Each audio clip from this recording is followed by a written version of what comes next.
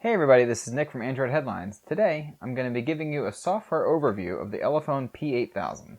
Now, we did a little hardware review on the P8000, but I'd like to just take you through what Elephone did with the software on this. As we said in the review, this is powered by Android 5.1 Lollipop. Now, this is 64-bit Lollipop, which means it's probably going to have a slight performance increase depending on what you're doing on the phone. So taking a look at the home screen of the phone, you'll see that the launcher is pretty familiar to a lot of other interfaces on Chinese phones, where the apps are actually on the desktop rather than in an app drawer. However, Elephone does something a little different here with the folders, where when you open up a folder, it opens up what almost looks like a tabbed app drawer. So the way this is laid out is Elephone actually automatically categorizes a lot of these different apps. So when you download something like YouTube or Google Play Music, anything that's media related, it's going to automatically stick it in the media category. Now, of course, they don't know every app that's on the store. It's not going to automatically do this for absolutely everything. So the ones that don't get perfectly matched into their little containers, you can either do it manually, or of course, they're going to be under more apps here. In general, the apps are very stock Android Lollipop looking. So going into phone, it's going to look just like it would on a Nexus phone, which is, again, really nice. It has all the really super nice 5.1 Lollipop animations. So when Google dropped Lollipop 5.1, one of the things they added to it was better animations and support for more animations as well. So even going into the Play Store, you're going to find things like the top is going to shift off instead of just going away or fading away or whatever. Clicking on something, it's going to have the icons moving around a little bit more. In general, it's just a prettier version of Android. When you pull down the notification shade, you'll notice that it has all the regular quick toggles here. Really, the only extra ones are going to be your screen recorder here, as well as the audio profiles. Now, clicking on one of the drop-downs here in 5.1 Lollipop lets you change the Wi-Fi or the Bluetooth without having to even go out of the notification shade. If you've never used 5.1 Lollipop, or if you've used other versions of Android, you'll likely understand right away just how handy this is.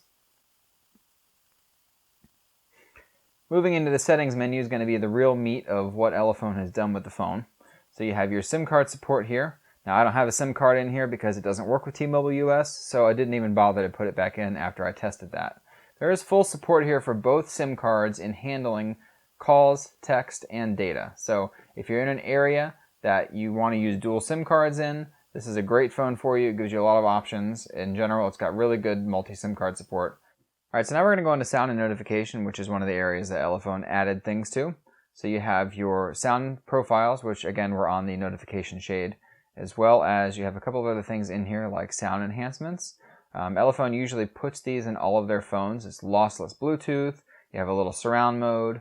This is loudness for the speaker on the back of the phone, and then audio enhancer for anything going through the 3.5mm headphone jack. In general, I find that most of these settings don't really do any good. They do something to the audio, but they don't do good things to the audio.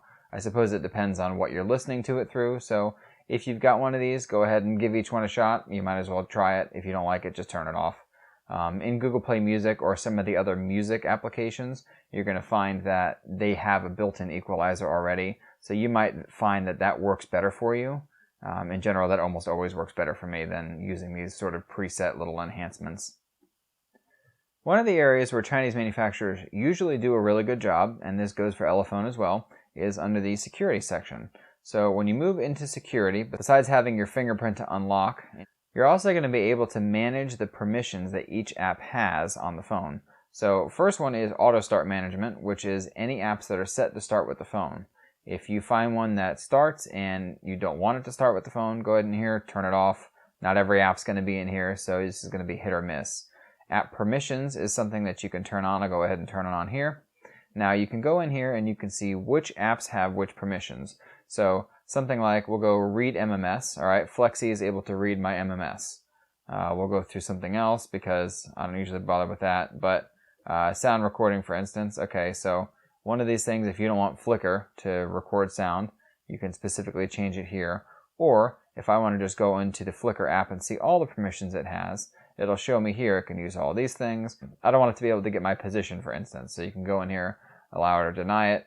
In general, it's a really good little protection for consumers. It's nice to see this in phones, and this should be included in Android M, but for now, this is not a stock Lollipop thing, and it's great to see. Really, the last couple of things you're going to find here are the fingerprint scanner section, which you can manage the fingerprints that you've added here. So I'll go ahead and swipe mine in. Okay, of course it's going to fail on me. All right, we'll see. There you go. There's your 50-50. Half the time it works, half the time it doesn't with the fingerprint scanner. You can add different fingerprints in here. You can put a whole bunch. You can put one, whatever you feel like it. I usually just use my index finger because, well, that's how I'm holding the phone and it makes sense to me. The fingerprint can only be used to unlock the phone, so you can't use it for NFC payments since there's no NFC in here anyway. And there's really no other applications that you can use it for. On the P7000, there was a way to protect individual apps with your fingerprint. In fact, I do recall seeing this advertised by Elephone for this specific phone, but I couldn't find it anywhere in the settings. So we'll just say it doesn't have it for now. The last thing is just scheduled power on and off. So if you want your phone to power on and off automatically, then you can go in there. It's really self-explanatory. We'll just look at a few of the applications Elephone has on here. So you have your personalization, which is going to be your theme support.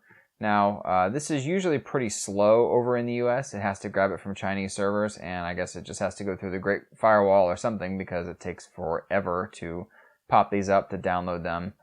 In general, the themes are pretty cool. So if you go into one of the themes, it'll show you all the icons it changes, the colors it changes. It's going to theme most of the UI. A lot of times though with these themes, if you're not using the stock launcher, you may not get everything in the theme in general. So you want to be using the stock launcher. You probably should stick with the stock apps that Elephone ships with the phone if you're going to be using the themes. This theme in particular is more of a Meizu look. You can go to the other ones here. There's obviously plenty of iPhone looks in here. That's pretty common whenever you go to a theme section. You can scroll over to local themes. That shows all the ones you have installed on the phone. It's pretty nice to see that they added this on here. Most of the rest of the apps are going to be your normal Google services. You got your calculators, that sort of thing on here.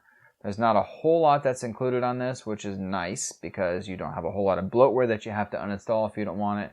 And of course, that 16 gigs that's included on the phone is not filled up when you first get the phone. You can actually have a little bit of time to fill it up yourself if you feel like it.